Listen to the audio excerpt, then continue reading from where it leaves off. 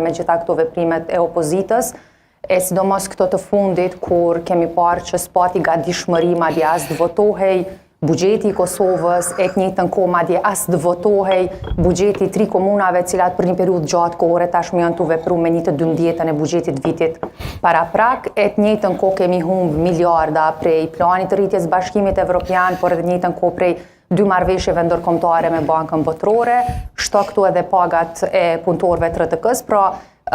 krejt këto kanë kulmi i asaj që ne vazhdimisht për muaj të tërë kemi thënë që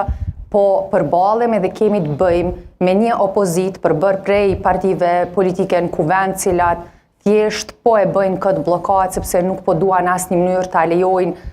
të ndodh konstituimi i kuvendit, por kur ndodhi konstituimi i kuvendit të krijohet qeveria Kurti 3, sepse besoj që e kemi parë mjaftueshëm qartë që synimi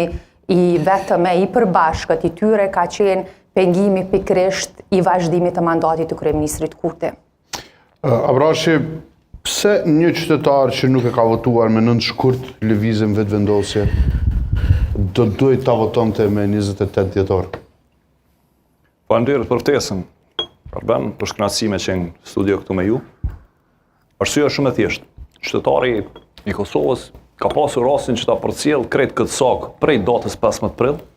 kur është thirrë dhe mbledhja e parë e Kuvendit të Republikës Kosovës mas rezultatit zgjedhor të 9 shkurtit, deri në mbledhjen e fundit të Kuvendit.